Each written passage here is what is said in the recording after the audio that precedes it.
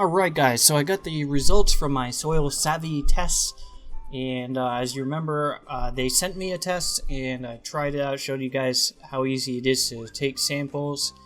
And the kit, what I like about this whole thing is I feel like they thought about it from start to finish. You get this kit, everything's in the box, you do the test, you send it away, postage is included.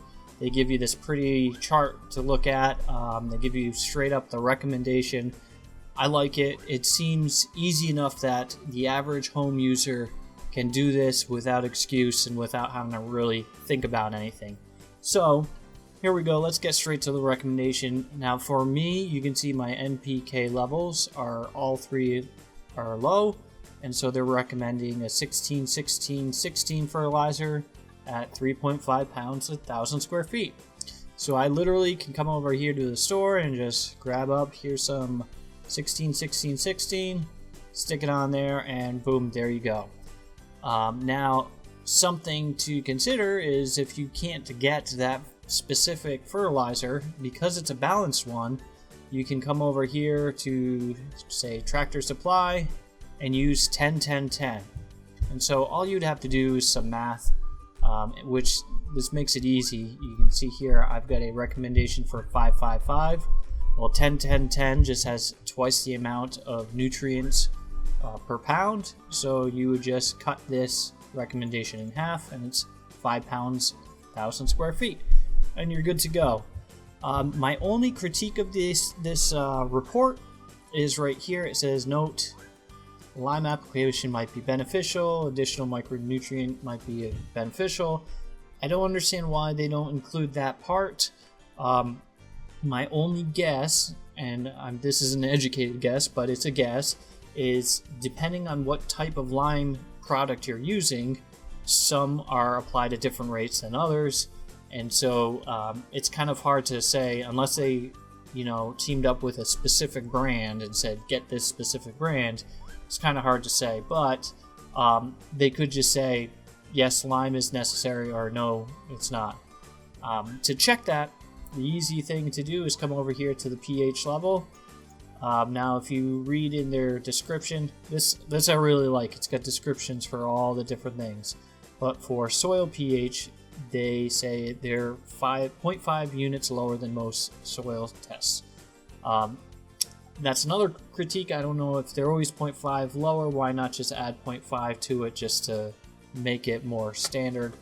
But whatever. So you say 4.7 plus 0.5, that is 5.2. See, I'm good at math, kids. Stay in school. And so you come over to whichever product of lime you want to use. You find, all right, pH is 5.1 to 5.5. Apply every other month until pH is above 5.5. So there's the recommendation for that, and that's what I plan on doing. I'll apply it a couple times, do another soil test, and go from there. Now, something to consider with lime, see here my calcium and magnesium is low. Lime will help with that. Another thing you can look over here is, see this one is low, Fe. If you don't know what that is, you come look down here, it's iron. So I apply Milorganite and Bay State fertilizer regularly. It has iron in it, but this is quite a lot less than where it should be, so I'm going to actually apply just straight up iron sometime this year and get that iron level back up, which is something, you would never know if you're applying that. You just assume that the iron in the fertilizer you're using is enough when it's not. And so that's why it's important to do these tests. It gives you real information, and for the soil savvy test, actionable information to go from there. Now, what you can do if you want to, get a little bit more advanced, you see they're telling me to do a balanced fertilizer. Well, if I apply Bay State fertilizer, it's a 4-3-0 fertilizer, so it has no potassium in it. Now, I could pick up this bag of 16-16-16, go from there, run with it, be all good. But if you really like Milorganite and you just need potassium, there's a product called Boom, boom, boom. Sulfate of potash, which is just potassium. Also has some sulfur, but the key ingredient is potassium. And so what you do is, again, just do a little bit of math. And again, this happens to be easy. You see it's 0.0050. This was saying if it's 555, you do a 10 pounds. Well, 50 is 10 times 5, so you do 1/10 of that, which would be about 1 pound. So if you apply 1 pound per 1,000 square feet of that, you'll get the same amount of potassium.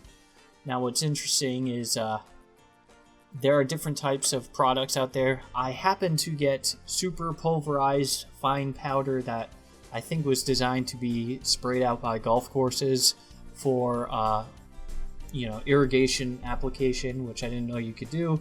And so what I do is I mix it with Bay State fertilizer. I have a video of this if you really want to see how, but I mix it up, wet the Bay State fertilizer a little bit so it sticks to it, mix it really well, and then apply it that way. And I like to create my own balanced fertilizer that way. But again, if you're going for the real easy method, then they've got it here ready for you to go. So that's what I like about this soil test. The analysis, I think, is what's worth it. You get more info from the Logan Labs reports, like organic material and all that. But in general, I mean, I'm going to be mulch mowing whether or not the soil test says you need more organic material or not. So I don't know how valuable that really is in the grand scheme of things, as long as you've got all these nutrients here to work with and to build upon each year. I think it's really good. And they also do testing a little bit different. They say that it's showing you what's usable by the plant instead of what's in the soil. So that can give you different results. And I think, in theory, as far as I know, that's more important than what's in the soil. I'm not an expert in this, and so that's why I like the recommendations that comes with it. So for a final recap, I really like this test. I think it's making it a lot easier for home users to get their soil tested, which is important, especially as more and more laws are starting to be passed because people are overusing fertilizers. I think it's important that we are only applying what we actually need. And so this is an easy way of both getting the best results for your lawn and not over fertilizing on things that you don't need. Because when you over fertilize, it has negative effects just as much as when you under fertilize it. So make sure you're getting the nutrients that your lawn actually needs, and you're going to have way better results with your lawn, and you're going to love it. And I mean, I don't know, if you know of an easier test, tell me, because I haven't seen or used any easier test than this. So I give it 2 thumbs up. Alright, I appreciate you guys watching my videos. If you liked it, please give it a thumbs up, subscribe, comment, all that fun stuff. It's what makes this really enjoyable and fun, making all these videos. And be sure to check out the ones below. Have a great day. Bye.